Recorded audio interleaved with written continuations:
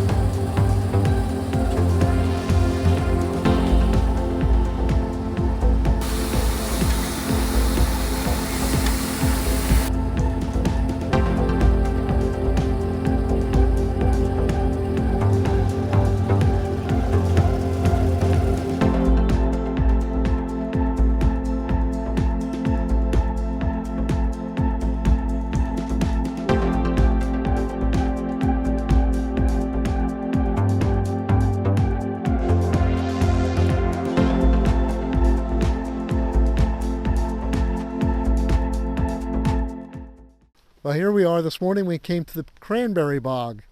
We had an excellent tour and went out to a bog and saw them harvesting cranberries. I think what I learned was that we call them cranberry bogs, but they're usually not flooded. Cranberry is actually a vine, and it grows on the ground. The only time they flood the bog is to protect it from freezing and to harvest it. So they were explaining that dry harvesting was the primary method at one time. They'd go through the bog with a rake and get the fruit off.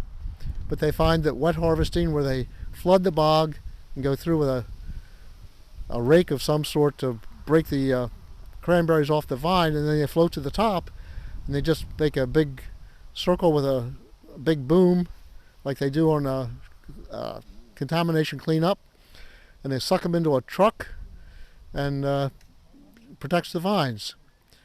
And then say in the winter when they frost comes, they'll flood the bog to protect it from the frost, but normally it's dry. And now we're at the shop, and everybody was getting their cranberry supplies for taking back to Brethren Village. Chocolate covered cranberries, freshly baked scones, nice and warm, and an oatmeal, what's in here somewhere? It's an oatmeal raisin cookie. That's for John because it's healthy. Wonderful time. Happy birthday to you. Happy birthday, dear friend. Happy birthday to you. Thank you, everybody. Hey, listen, 82 and still going strong.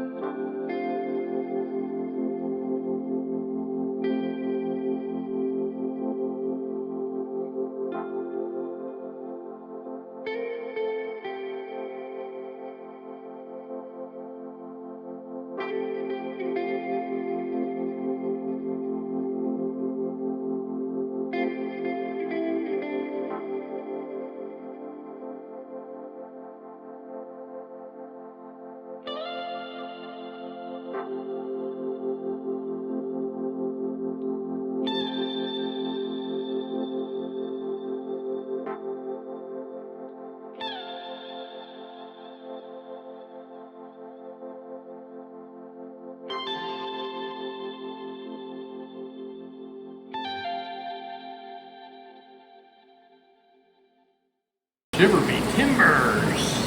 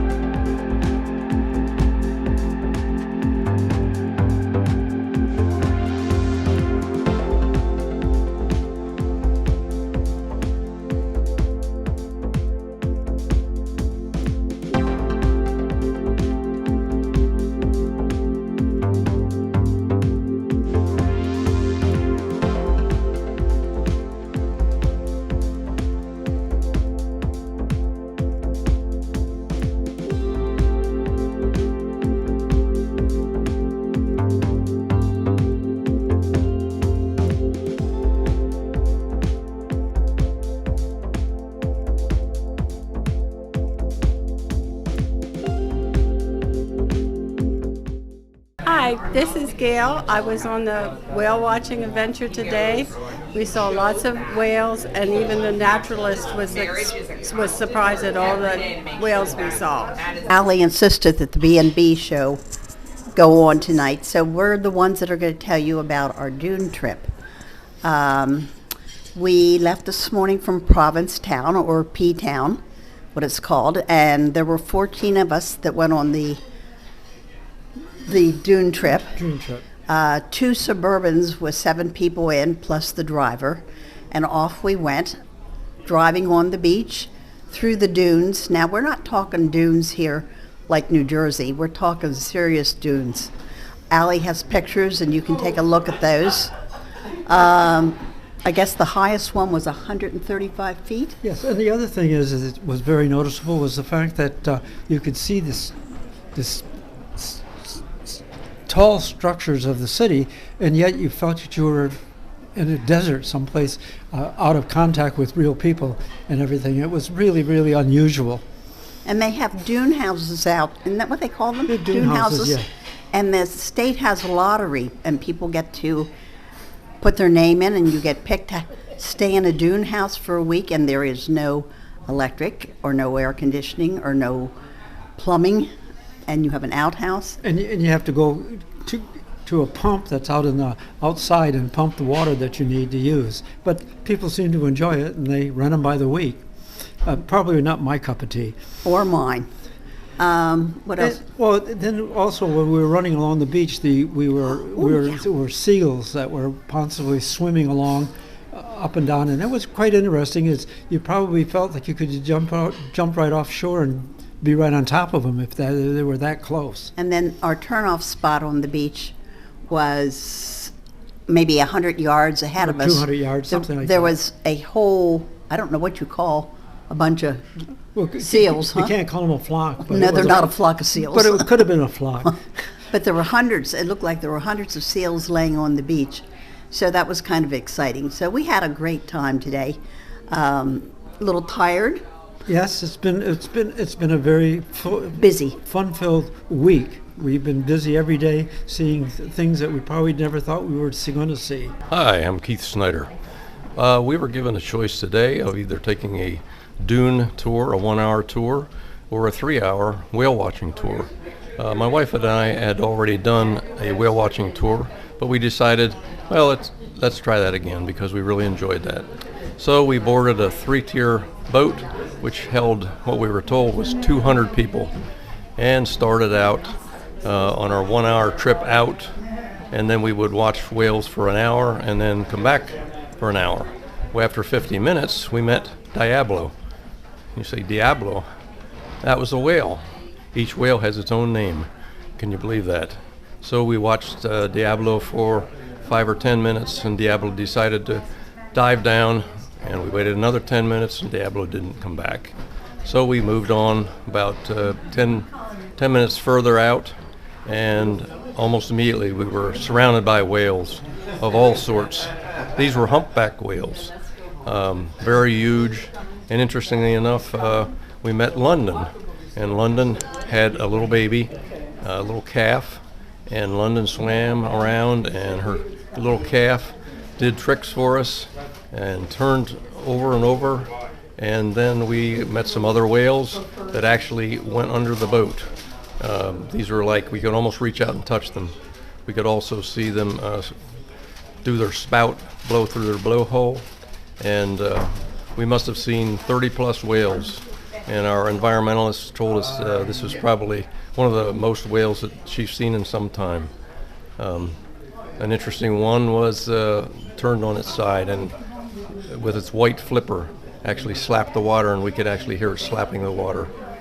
Back to the blowholes, we could actually hear them blowing the mist through their holes. So I guess that's a whale of a tale, but hopefully you've enjoyed that, and we saw a lot of tales today for sure. So I would highly recommend anyone that gets a chance to go whale watching to certainly take that opportunity.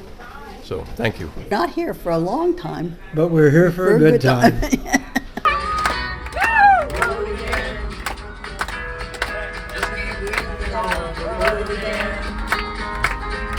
I find love is making music.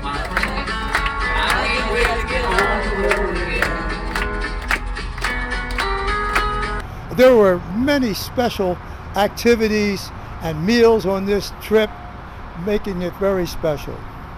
But one, we had just boarded the bus.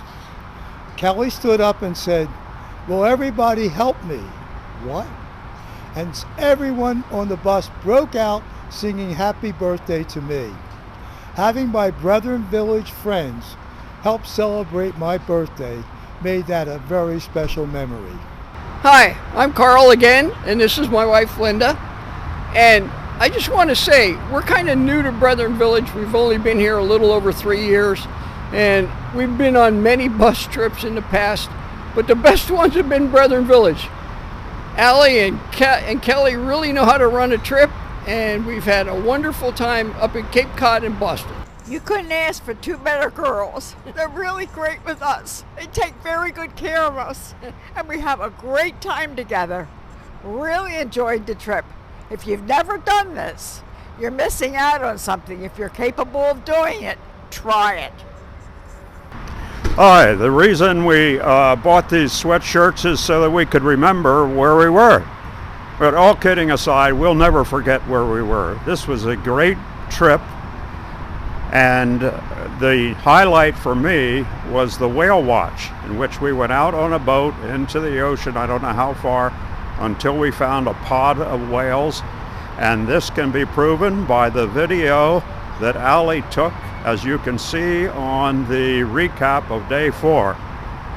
And also another great thing about this trip was that for every trip at Brethren Village, we can sit down to breakfast, sit down to lunch, sit down to dinner, and we're with a whole different group of people. And by the time the trip is over, we met almost everybody on the trip and learned more about them, about our great neighbors at Brethren Village. And I would be remiss if I didn't mention 2 young ladies that are responsible for all this, and that is Kelly Collier and Allie Black. Kelly for taking care of all the details and organizing the whole trip, and Allie for her wonderful videos. And she stays up late every night to put this together so she can have it ready the next morning for Brethren Village News. So thank you, Kelly and Allie. Due to technical difficulties, I have to repeat my message. I wanted to say we've been to Cape Cod and Boston twice, but this third time was the best trip we had. We had a wonderful tour guide. Each day she gave us a brochure of the activities and places we would see. At the Cranberry Bog, she gave a brochure with all kinds of recipes that you could try. These brochures are great because there is so much information given and we couldn't retain it all. But now that we're at home, we can look at the pictures and we can look at the brochures and really know where we've been.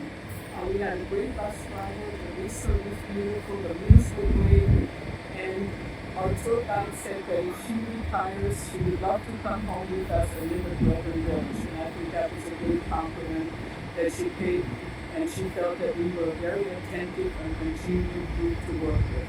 So thank you again, Kelly and Abby, for a wonderful trip.